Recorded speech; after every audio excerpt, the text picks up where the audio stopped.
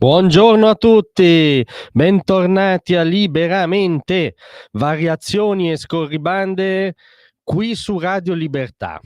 Allora, vi confesso che quando non mi ritrovo, diciamo, nel flusso normale, ordinario delle cose, nelle parole d'ordine che monopolizzano la cronaca, la politica, insomma, in quel che accade e in come lo si racconta, mi aggrappo a un'immortale scena vetta dell'arte cinematografica italiana che trovate, la conoscete tutti, nel secondo tragico Fantozzi, quando il ragionier Fantozzi, sottoposto da anni a proiezioni continue della corazzata Potiomkin con annesso dibattito intellettualistico, a un certo punto, come dire, ha superato la soglia di sopportazione umana, sale sul palco per commentare e davanti a tutta i colleghi che pendono dalle sue labbra urla il famosissimo grido liberatorio: la corazzata Potiomkin è una cagata pazzesca, 92 minuti di applausi. Ecco, teniamo questa scena come riferimento, che è un capolavoro di desacralizzazione,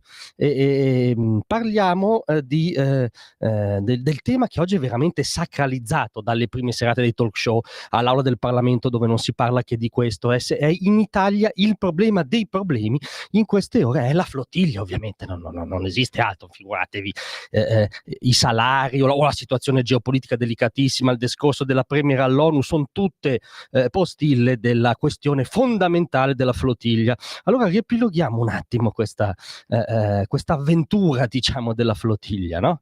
Parte con la partenza a scoppio ritardato, perché pioveva troppo e quindi la gloriosa missione umanitaria ha fatto passare il temporale, insomma venivano male i selfie perché non c'era il sole, poi infine sono ripartiti, ogni tanto si fermano, sono in straritardo sulla tabella di marcia, insomma al momento sembra più una scampagnata molto compassata per il Mediterraneo. Ma poi c'è stato lo psicodramma interno, no? Sapete, c'è stata la frattura incredibile, nessuno l'avrebbe pronosticata, all'interno della comunità umana della flottiglia, tra il gruppo islamista e il gruppo LGBT. Strano, perché sono due comunità umane che in genere dialogano molto, soprattutto gli islamisti ci tengono al dialogo e a valorizzare le istanze LGBT, ma a bordo della flottiglia i signori islamici hanno detto: no, ma noi questi non li vogliamo, sono una minaccia per i nostri figli, o noi o loro, chi sono questi pervertiti? Insomma, c'è stata questa frattura che è un capolavoro di psicodramma woke, no? Cioè, come dire, la fotografia definitiva delle contraddizioni del politicamente corretto. Poi è emerso plasticamente come ci prendano in giro sulla questione degli aiuti, nel senso che, a parte che l'incidenza degli aiuti umanitari portati dalla flottiglia nell'inferno oggettivo di Gaza è pari a 0,5 in questo momento, cioè il governo italiano, tanto vituperato e accusato di essere complice del massacro, fa molto di più, ma soprattutto a questi signori è stato offerto consegniamo gli aiuti a Israele che li distribuisce. No, volete consegnare gli aiuti ai sionisti, maledetti, ci mancherebbe. No. Di nuovo altra proposta anche da parte del governo italiano: ma li diamo a Cipro, che poi attraverso i canali, diciamo, collaudati, autorevoli, parliamo dalla Chiesa Cattolica alla Croce Rossa, cioè non, come dire, gente a libro paga di Netanyahu, li fa arrivare ai civili nella striscia di Gaza.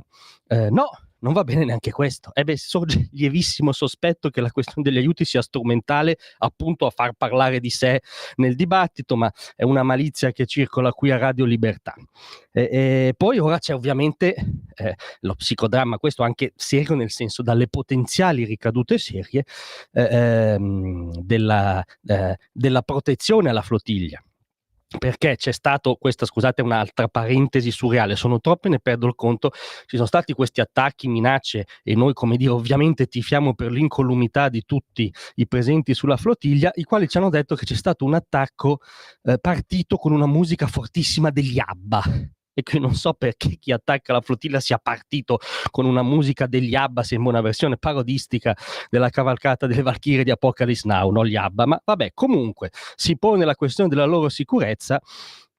Il governo, il ministro Crosetto, con una mossa, la vogliamo chiamare tattica, molto zelante, in buona fede, ma prendiamo atto, mette a disposizione una fregata, cioè una fregata della Marina italiana, con tutto quello che implica da un punto di vista logistico, economico, insomma, chiarendo però che è notizia di questi minuti, non può garantire la protezione poi in acque israeliane, perché se questi signori, tra un selfie, un ritardo per pioggia, una lite tra islamisti e LGBT, vogliono poi forzare un blocco navale, si passa dalla commedia a potenziali ricadute drammatiche. E si parla solo di questo, cioè il campionario surrealista che vi ho riassunto è quello che domina il dibattito, gli editoriali, tutti i talk di qualunque canale, il dibattito parlamentare in questi minuti.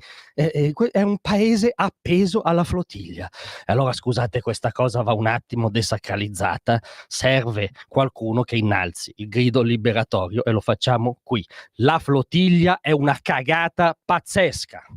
Grazie a tutti, ma rimanete con noi che arriva Vittorio Feltri. Tra un manifesto e lo specchio